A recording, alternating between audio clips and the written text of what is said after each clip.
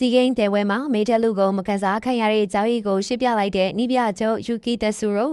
တနေ့မှတစ်စိမ်ကျင်းပတဲ့စီဂိမ်းပြပွဲမှာမြန်မာအသင်းကရွှေတံဆိပ်ဆုရဖို့အတွက်အားခဲချခဲ့တာပါ။လွန်ခဲ့တဲ့နှစ်တွေမှာမြန်မာအသင်းကစီဂိမ်းမှာအုပ်စုစစ်နေကိုကျော်လွန်ပြီးဖိုင်နယ်ထိတက်ရောက်ခဲ့ပါတယ်။ဒီနှစ်တော့အားရစရာကစားသမားတွေပါဝင်နေပြီဖြစ်လို့ရွှေစုကြီးကိုတေချာပေါက်ရတော့မယ်လို့ထင်ထားတဲ့အချိန်မှာပဲအုပ်စုစစ်မှာနှုတ်ဆက်ထွက်ခွာသွားခဲ့ရပါတယ်။ခရောက်နေတဲ့မြန်မာတွေကတာဝန်ကြီးကြပြီးအလုပ်တွေဖြတ်ပြီးရောက်လာအပိခဲ့ကြတဲ့ပွဲစဉ်မှာမြန်မာအသင်းက BNN အသင်းကိုရှုံးသွားခဲ့ပါတယ်။ဒါကြောင့်နီးပြချုပ်ကြီးဖြစ်တဲ့ UK တက်ဆူရိုကသူ့မှာအပြေးအဝတာဝန်ရှိကြောင်းဝန်ခံလိုက်ပါတယ်။မြန်မာမျိုးသမီးအသင်းဟာအုပ်စု B မှာ BNN ဖိလစ်ပိုင်မလေးရှားအသင်းတို့နဲ့ရှင်းပြိုင်ခဲ့ပြီးပြီးခဲ့တဲ့ပွဲစဉ်တွေမှာမြန်မာမျိုးသမီးအသင်းကနှစ်ပွဲကစားနှစ်ပွဲနိုင်ရှာမဲ့6မဲ့နဲ့ထိဆုံးကဥဆောင်နေကြတာပါ။နောက်ဆုံးပွဲစဉ်မှာတော့မြန်မာက BNN ကိုရှုံးနေပြီးကိုကွာချချက်တွေရှိနေပါတယ်။မြန်မာအသင်းနဲ့ BNN အသင်းတိုင်နေစဉ်တပြိုင်တည်းမှာပဲဖိလစ်ပိုင်နဲ့မလေးရှားအသင်းပွဲစဉ်တွေကစားနေခဲ့ပြီးဖိလစ်ပိုင်ကမလေးရှားကို6ဂိုးခုံမရှိနဲ့နိုင်သွားတာကြောင့်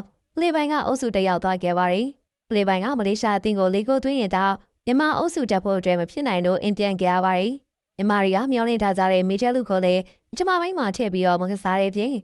ပွဲပြီးကန်ဒီမှာထည့်စားတာကိုလည်းပရိသတ်တွေကမချေနဲ့ကြပါဘူး။ပွဲပြီးကန်ဒီမိနစ်အနည်းငယ်လုံးမှဝင်ရောက်လာတဲ့မေဂျာလူလည်းမျက်နှာမခေါက်ခဲ့ပါဘူး။မေဂျာလူကိုရေးကြီးရဲ့ပွဲတိုင်းမှာမကစားခိုင်းမယ်အရန်အပြစ်ချတာကိုလည်းမိနေကြပါတယ်။ဂျပန်နီးပြချုပ်ကတော့သူမှတာဝန်ရှိတာကြောင့်တောင်းပန်ပြီးပွဲအတွက်အကောင်းဆုံးကစားသမားတွေကိုပွဲထုတ်ခဲ့တယ်လို့ဆိုပါတယ်။ဒါကြောင့်မေဂျာလူကအကောင်းဆုံးကစားသမားမဟုတ်ဘူးလားဆိုတဲ့အထိမိကုံးထုတ်နေကြပြီးရှူကီယိုလုံးဝမချေနဲ့ကြပါဘူး။နီးပြကိုပြောင်းပြီးအခြားနီးပြနဲ့စားထိုးပေးဖို့တောင်းဝပြောနေကြပြီးဒီပုံစံတိုင်းဆိုရင်တော့ရှေ့တောင်အာရှမှာတောင်မှရှင်းဖို့မလွယ်ကြောင်းခန့်မှန်းနေကြပါတယ်။လွန်ခဲ့တဲ့ပွဲစဉ်တွေမှာမေဂျာလူကိုကြောင်းမျိုးပြပြီးထားခဲ့ပြီး